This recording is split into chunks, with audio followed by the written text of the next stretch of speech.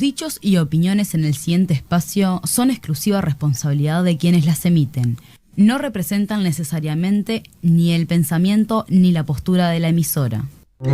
Rescatando Patria, la voz de la agrupación 26 de marzo de Pando, integrante de la Unidad Popular. Pasaron las elecciones y seguimos trabajando. Conducen José Song, Gustavo Di Matteo.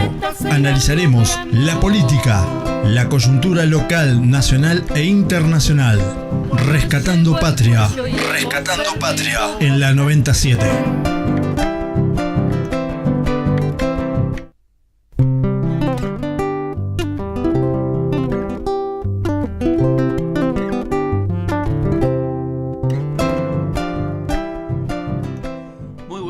Amigos, muy buenas tardes, José. Buenas tardes, Gustavo. Buenas tardes, oyentes. Estamos comenzando de esta manera una nueva edición, como todos los sábados, de Rescatando Patria, la voz del movimiento 26 de marzo, Unidad Popular de Pando y Barros Blancos. Desde la 90.7, Radio Ventura. Rescatando Patria lo encontramos en el canal de YouTube también. Nuestros celulares para comunicarse, los oyentes con nosotros, es el 099 30 22 69 y el 092 96 1706. Y el teléfono de la emisora 2292 4386. Después del programa estamos unos minutos para atender los llamados de los oyentes. Muy bien, también les queremos recordar a los amables oyentes que tenemos el diario La Juventud, una prensa de izquierda, la única prensa de izquierda en el país hoy por hoy, el cual lo traemos los fines de semana. Y bueno, aquellos que lo quieran obtener para tener información alternativa que no aparece en los grandes medios de comunicación, pueden comunicarse con nosotros a estos teléfonos que amablemente le haremos llegar esta publicación. También estamos en Facebook, Movimiento 26 de marzo, programa radial, así se llama nuestro sitio en Facebook. Perfecto. Bueno, comenzando con el programa de hoy, primero vamos a señalar una cosa importante, un tema importante. Queremos ir adelantando a la audiencia, esto lo vamos a tocar en los próximos programas. Se ha conformado una comisión en Canelones, de diferentes personas de diferentes ámbitos, preocupadas por el medio ambiente, por lo que está pasando en nuestro departamento y en todo el país especialmente. Es un tema que nos toca a todos, más allá de la camiseta política que podamos tener. Es un tema que nos va la vida y nos va la salud en esto. Y es una comisión que se ha formado que está juntando firmas en este momento, o ha comenzado a hacer esta tarea, para poder declarar al departamento de Canelones libre de soja transgénica. Es algo muy importante. Sí, no lo vamos a tocar en detalle este tema hoy porque no nos va a dar el tiempo. La verdad que ha sido una semana muy movida. Sí. Y muy preocupantemente movida por los anuncios que se han hecho en el país a nivel de gobierno, ¿no es cierto, Gustavo? Sin duda. Quisiéramos darte la oportunidad que tú pudieras empezar a ilustrar. Voy a comentar algunas noticias, por ejemplo, que han salido en el diario La Juventud a raíz de todo esto que pasó en el día de ayer, ¿no? El presidente Tabaré Vázquez adelantó este viernes las condiciones que la multinacional finlandesa UPM pone para instalar una nueva planta en Uruguay. ¿Y cuál es el plan de trabajo que el gobierno se impone para cumplir con estas exigencias? De esta forma, queda claro que es el gobierno uruguayo quien tuvo la iniciativa de la instalación de esta planta, para lo cual no escatimará esfuerzos y compromisos, aunque en ello vaya la soberanía del país. La degradación de los suelos, la pérdida de recursos hídricos y el compromiso de recursos que no vamos a obtener dadas las exoneraciones y prebendas que dará a la empresa. Así que vamos a repasar un poquito, Gustavo. Tú estás informando a la audiencia una tercera planta de celulosa en el Río Negro, ¿no? Una mega planta, bueno, porque se dice que puede estar en el Río Negro, en el centro del país, se ha dicho. Ajá. Más grande que esta. que esta que tenemos. No, yo escuché. La otra era la más grande, ahora dicen que claro, esta va a ser porque la en más este grande. país todo lo que se hace es mega. Sí, todo es El mega pozo que se hizo en el río La Plata, que no tenía petróleo. sí. La pastera que produce más celulosa del mundo. Sí. La contaminación más grande del mundo que nos van a dejar, Sí. ¿no? Continúo. José. Sí. La multinacional finlandesa UPM dejó muy claro que la instalación de la planta depende, primero, que el gobierno consiga el financiamiento para las obras de infraestructura, caminaría, red vial, transformación del puerto de Montevideo. ¿Qué quiere decir esto? El gobierno va a salir a pedir préstamos, a engrosar más la deuda externa, que ya es brutal. ¿Para qué? Para darle todo a la empresa, a la multinacional, para que tenga el camino allanado para sacar su producción. ¿Y quién va a pagar ese préstamo? Que el gobierno va, o esa plata que va a salir a buscar para brindarle la infraestructura. Sé que lo vas a pagar vos, la voy a pagar yo, la va a pagar Carlitos. O sea, la va a pagar el pueblo uruguayo. Vos sabés que me acuerdo un dato, cuando se instaló la planta de celulosa de Bosnia en el río Uruguay, se instaló con préstamos internacionales, ¿no? Sí. O sea, no salió de los bolsillos de los magnates que No. están atrás de esas multinacionales. ¿Y sabías qué? Algo que de repente la gente no sabe, el común del ciudadano, es que ese préstamo se le dio a la multinacional finlandesa con el aval, o mejor dicho, salió de garante de ese préstamo el Uruguay. Sí. O sea, nosotros somos garantía de estos capitales, de estos piratas internacionales, de los préstamos que le da el Banco Mundial, Fondo Monetario Internacional. Si ellos se van mañana, si se funden, si los echamos, ¿quién va a pagar? La garantía. ¿Quién es la garantía de esos préstamos leoninos? El pueblo uruguayo. Continúo, José. Te dejo, disculpa. Segundo ítem.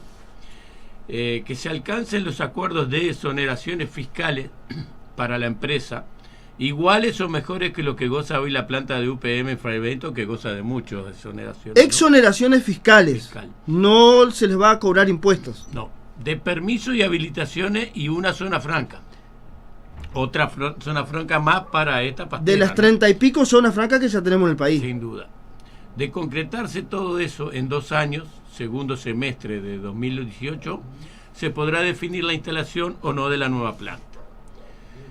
Hasta ahí creo que está la información en lo que respecta. Después hubo el presidente habló de $1.000 millones que tiene que invertir el Uruguay, aparte de los 4 millones que va a invertir la multinacional. El Uruguay tiene que invertir $1.000 millones que van a salir de los bolsillos nuestros, para asegurarle toda esta infraestructura. Zona franca. Uno se pregunta cuántas escuelas se puede construir con eso, cuántas viviendas, cuántas carreteras, cuánto se puede mejorar el ferrocarril para el transporte de pasajeros, en fin. ¿Cuánto se puede hacer con $1.000 millones que se le van a regalar a esta empresa? ¿Cuánta ayuda se le podría dar al pequeño y mediano productor para que produzca alimentos? En un país como el nuestro, que tirás una semilla en la vereda y crece una planta de verdura. Sí, sin duda. Pero para eso no hay. Hay para las multinacionales que vienen a saquearnos. Y después viene también la otra parte, ¿no? El presidente habla de 7.000 puestos de trabajo. Ajá. Puede ser que se den 7.000 puestos de trabajo mientras se esté construyendo la planta. Sí, como después, pasó en el río Uruguay, en la otra planta. Después nos quedarán 300, 150, Ajá. de acuerdo también a si son puestos genuinos o no, porque muchos van a ir a empresas tercerizadas, o sea, en fin, con salarios bajos, ¿no? En fin, todo eso, ¿no? Yo quisiera también expresar la posición de la Unidad Popular inmediatamente después de estos anuncios.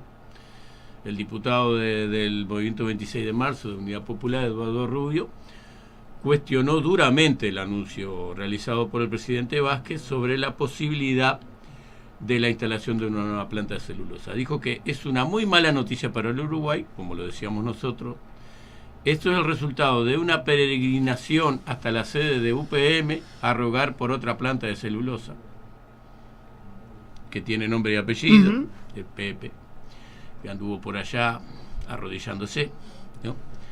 ¿Para qué? Para que esos números que hablan de inversión de 4.000 millones de dólares, que después son solo números, que se trasladan al PBI y se muestran como un crecimiento que no es tal, que no se traslada a la sociedad, a la gente. Hoy tenemos 2 plantas de celulosa y un déficit brutal. ¿Para qué queremos otro? Inquirió el diputado de la UP, sí. O sea, son palabras del compañero Eduardo Rubio. Un comentario respecto a lo que tú estabas comentando ahora de la posición de lo que comentaba el diputado Eduardo Rubio. Sí, sí. Ayer en los medios salió Tabaré Vázquez diciendo que la construcción de esta planta, tercera planta de UPM en el Río Negro, andaría aumentando el PBI en un 2 y pico %. Sí. Entonces, ¿qué es lo que quieren ellos? Es mejorar los números del PBI, que los números le den, ¿para qué? Para que el país pueda seguir siendo confiable. ¿Para quién? Para las grandes multinacionales, para el Banco Mundial, para el Fondo Monetario Internacional, para los buitres mundiales que se dedican a saquear a los países, para que nos puedan seguir dando préstamos, que esos préstamos no van a el bolsillo de José, de Doña María, no van a las escuelas que se llueven, no van a los útiles para que los niños estudien, no van a la agricultura, a los tamberos, no va a lo que realmente precisa el pueblo uruguayo, sino que esos préstamos van a pagar intereses de deuda externa. Permíteme, José, seguir leyendo lo que decía las declaraciones de nuestro compañero Eduardo Rubio. Decía, hay 2 plantas de celulosa instaladas marchando a todo vapor. ¿Y qué pasó? ¿Cómo están? ¿Cuál es el déficit fiscal? ¿Cuál es la inflación? ¿Cuál es el nivel de desempleo? ¿Cómo está el tema de la rebaja salarial? Muchachos, esto es más de lo mismo, y cuando pasa el tiempo es peor de lo mismo. Más extranjerización de la tierra, más concentración de la misma, menos espacio para producción de alimentos, más vaciamiento del campo, más dependencia económica, más contaminación. Que no me vengan con que estas empresas no contaminan, no me vengan porque un decreto del Poder Ejecutivo en la época de Mujica anunció unilateralmente a UPM sin consultar a la contraparte argentina a volcar los efluentes, autorizó unilateralmente a UPM sin consultar a la contraparte argentina a volcar los efluentes al río, aumentando en 2 grados la temperatura del agua, 2 grados más de lo que están admitidos. ¿Por qué? Esto no tiene consecuencias. Hay otro elemento que volcamos ahora, la consideración de la gente. Mire que la contaminación y el daño ambiental difícilmente lo observen de inmediato. Hay cosas que si se ven de inmediato, pero las consecuencias más graves son acumulativas y a largo plazo. Hoy, como está el planeta, en estado de emergencia total, porque por enloquecido en estos últimos 100 años seríamos muy tontos, muy necios, muy ciegos, si no fuéramos capaces de prevenir, de prever las cosas que pasan a partir de este tipo de emprendimientos que son altamente contaminantes, por algo vienen para acá. Estas eran palabras, expresiones del compañero Eduardo Rubio, que inmediatamente salió a dar la posición de la UP, y nosotros la reafirmamos y decimos estamos totalmente en desacuerdo y vamos a pelear para que este emprendimiento no se concrete, ¿no? Sí, ahí él decía que de repente no se van a ver en el momento los efectos negativos de esta nueva planta, ¿no? Los efectos contaminantes. Yo quiero recordar a la audiencia, quizás muchos no lo sepan, que ya hay productores agropecuarios sobre el Río Negro que ya, con la carga de agrotóxicos que tiene la tierra y que se va al río, están dejando de criar ganado porque el ganado, las ovejas, se le mueren tomando agua del Río Negro. Sí. Terrible.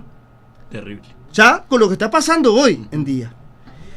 Todavía no se ha instalado esta planta. esta tercera planta en el Río Negro. Y 2 grados, porque ¿qué pasa? Estas plantas las tiran el agua que usan en el proceso de la elaboración de la pasta, la tiran al río caliente, como sale. Sin duda. ¿Ah? Ahí está el aumentar la temperatura del agua, que el aumentar 2 grados el agua en el río afecta. Es un efecto devastador. Exacto. Para todo lo que vive allí. Para los peces, las plantas, para todo. ¿Ah? Sin duda. Perfecto.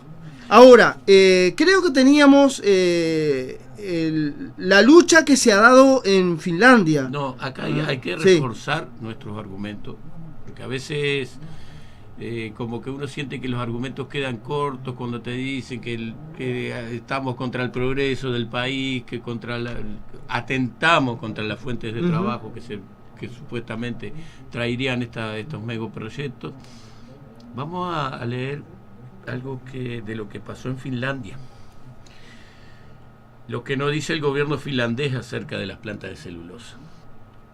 Durante los años 80 y principios de los 90 se dieron en Finlandia movilizaciones en contra de las plantas productoras de celulosa en aquel país, logrando introducir cambios tecnológicos para limitar sus emisiones y efluentes contaminantes. Sin embargo, aún persisten importantes emanaciones de dióxido de azufre y de compuestos sulfurosos olorosos, Carrere 2005.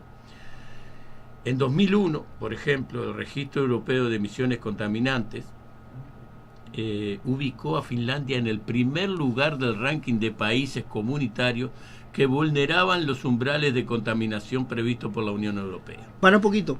¿Te puedo parar? Sí, dale. ¿Y cómo? ¿No es que salían los grandes medios que Finlandia es un país ejemplo, que la tecnología que se usa es totalmente limpia? Me acuerdo que hubieron canales de televisión que fueron allá a filmar, que nos decían que no había contaminación, que estaba todo bien.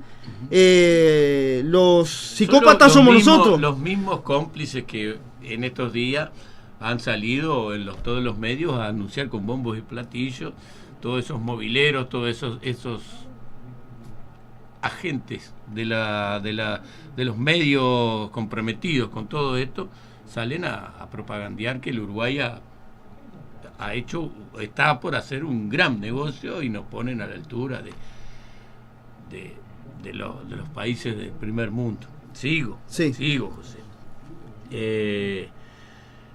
Decía, ponen a Finlandia en el primer lugar del ranking de países comunitarios que vulneraban los umbrales de contaminación previstos por la Unión Europea en cuanto a la contaminación de aguas por vertido de orgánicos halogenados y organoclorados provenientes de la fábrica de pulpa de papel. La estipulación de límites de emisión permite tener una evaluación que no se apega a las técnicas utilizadas, ya que estas evolucionan de manera constante y buscan también atender a resolver el problema de la contaminación transfronteriza. 2 años más tarde, en el verano de 2003, unos 7.000... Esto es muy importante porque esto habla del peligro que tenemos al traer a estas multinacionales, a estos megaproyectos. 2 años más tarde, en el verano de 2003, unos 7.500 metros cúbicos de licor negro escaparon de la fábrica de celulosa de UPM en Lappeenranta, sudeste de Finlandia, sobre el lago Saimaa, y contaminaron gravemente un área importante del lago. De acuerdo con la prensa local, la planta de tratamiento biológico no fue capaz de hacer frente a esta súbita descarga y en el espacio de unos pocos días el licor negro se esparció agua adentro del lago. La mitad de la población de peces resultó erradicada en el radio de 3 kilómetros de la planta. La empresa no informó a nadie acerca del problema y que hasta el día de hoy el Estado finlandés no ha presentado cargos contra la empresa, lo que demuestra el poder político de la misma. Una integrante del Partido Verde finlandés, director del organismo de ordenamiento territorial de la ciudad de Lappeenranta, señaló a Carrere 2005 que nadie debería vivir en el entorno de 5 kilómetros alrededor de la fábrica de celulosa. Afirmó que esa era una directiva de la Unión Europea y que la razón principal era precisamente la posibilidad de accidentes vinculados a los productos químicos utilizados en las plantas. Pero además, la producción forestal genera efectos sociales y económicos catastróficos. En materia de empleo, es muy poco lo que aporta. Estamos hablando ya del Uruguay, ¿no? 4 con 41 trabajadores cada 1000 hectáreas contra 5,84 en la ganadería, o 135 en la vitivinicultura. Y son muchos los puestos de trabajo que se pierden por quedar esta tierra improductiva, por pasar, habiendo sido propiedad forestal, a destinarse a monocultivos forestales. Y por la dificultad de los productores agrícolas ganaderos de competir contra esta industria subvencionada. O sea, no se puede competir contra una industria que está exonerada totalmente de impuestos cuando los productores tienen que pagar impuestos, ¿no?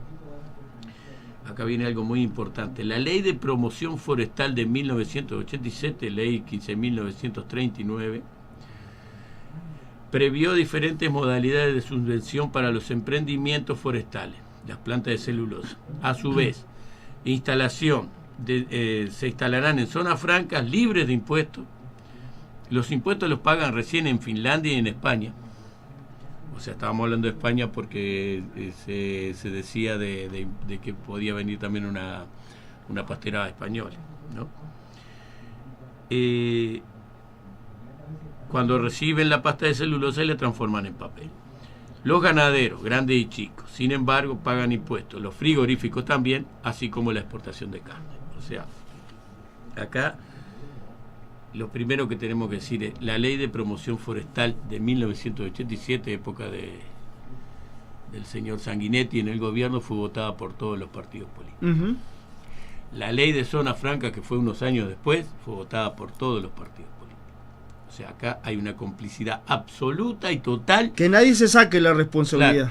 Claro, absoluta y total de todo el espectro político, salvo, en este momento, salvo la Unidad Popular, que es la única fuerza política en el Parlamento, porque hay otras fuerzas que no están en el Parlamento, que están en contra también.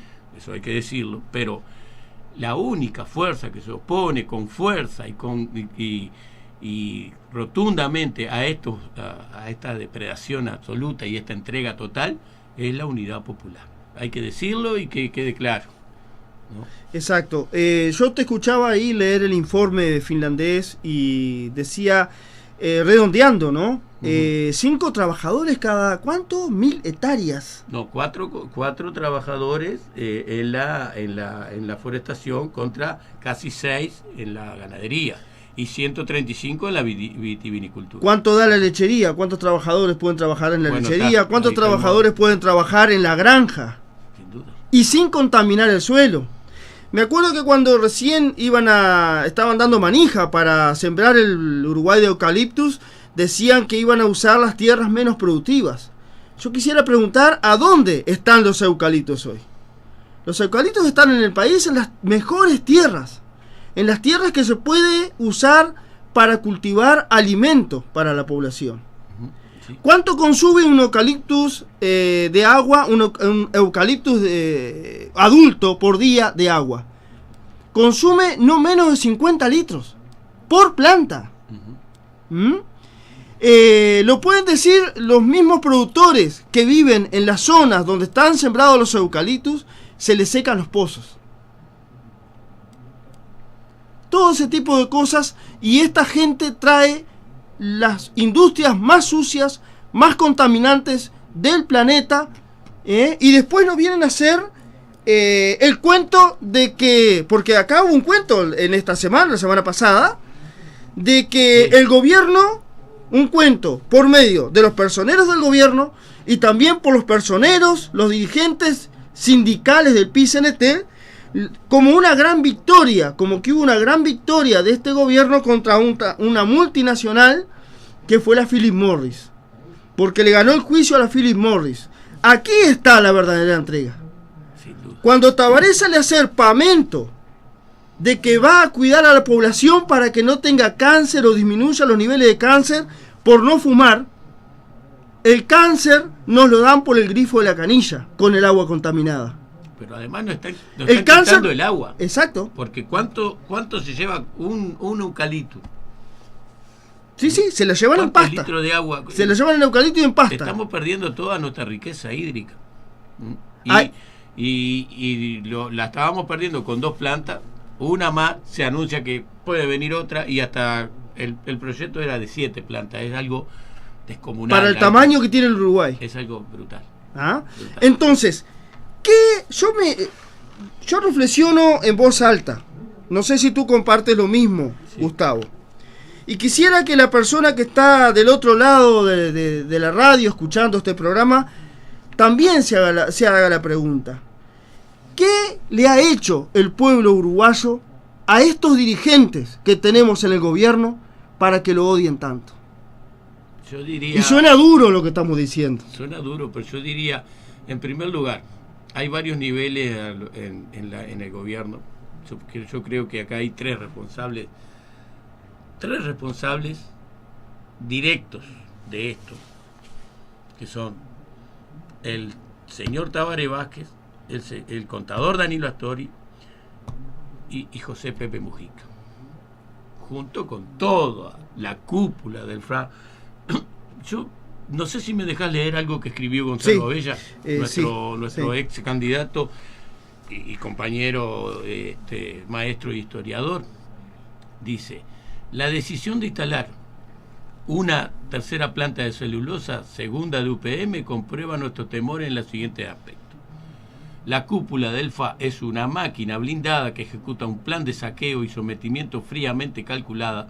Enfrentarse desde adentro a sus designios hoy es solo demagogia y complicidad. Mientras el gobierno abre un espacio de diálogo sobre estos temas, los lineamientos económicos y financieros no se consultan, se imponen. La contrarrevolución agraria, iniciada tempranamente en 1830, nunca tuvo la voracidad extranjerizadora y latifundista que le imprimió el FA. Los grandes latifundios pasaron de 30.000 a 50.000 hectáreas, año 2000, a 200.000 hectáreas con Montes del Plata, solamente con Montes del Plata. Y estos nuevos latifundios inutilizan la tierra y destruyen los recursos más preciados, el agua. De matar el agua de los grandes ríos se encargan la soja y la UPM. O sea, clarito, ¿no? Como para que acá quede bien claro quiénes son los responsables, que es la cúpula del FA, estos tres dirigentes de los que yo hablé y que tú dices que odian al pueblo. Bueno, no hay otra forma más clara de odiar al pueblo de que matarlo lentamente con la contaminación. Escuchame, un gobierno que te contamina el aire, te contamina la tierra, te trae este tipo de industria, te mata de cáncer, sí, por este tipo de industrias contaminantes. O sea, ¿cómo se le puede llamar? ¿Cómo se puede denominar? Yo creo que este es el regalo que este gobierno nos ha hecho o nos quiere hacer. Estamos en víspera del 18 de julio. La celebración más nefasta para nuestro país, el 18 de julio, día de la jura a la Constitución, el día en que se formó el país anti-artiguista, el Estado, contrario a las ideas de Artigas. La contrarrevolución agraria, Gonzalo Abella, institucionalizada en 1830. Exacto. Continúa hoy. El mismo odio que tuvo Rivera, el primer presidente constitucional de este país, fundador del Partido Colorado, cuando mandó charrúas prisioneros a las Islas Malvinas en premio a los británicos por ocupar las islas. Cosa que muchos oyentes quizás desconocen, porque estas cosas no se dicen. José, se nos está terminando el tiempo. Nosotros hay dos cosas, una puntualización. Esto es responsabilidad de la cúpula del FA, de sus dirigentes, pero también de todos los partidos políticos. Ni que hablar. Ni que hablar. El Partido Nacional, el Partido Colorado y el Partido Independiente son tan responsables porque en estos temas van todos juntitos, ¿no? Nosotros estamos llamando a la gente, al pueblo, a los trabajadores a luchar contra esto. En esto se nos va la vida, se va la vida y la salud de nuestros hijos y de nuestros nietos. Nosotros estamos llamando a luchar, a pelear contra esto porque no hay otra forma. Solo la lucha puede revertir esta situación. Ni que hablar. Artigas dijo, nada debemos esperar sino de nosotros mismos. Exactamente. Nadie va a venir a concedernos nuestros derechos y la vida si nosotros no peleamos por ella. Muchas gracias. Hasta el próximo sábado, amigos, en otra edición de Rescatando Patria.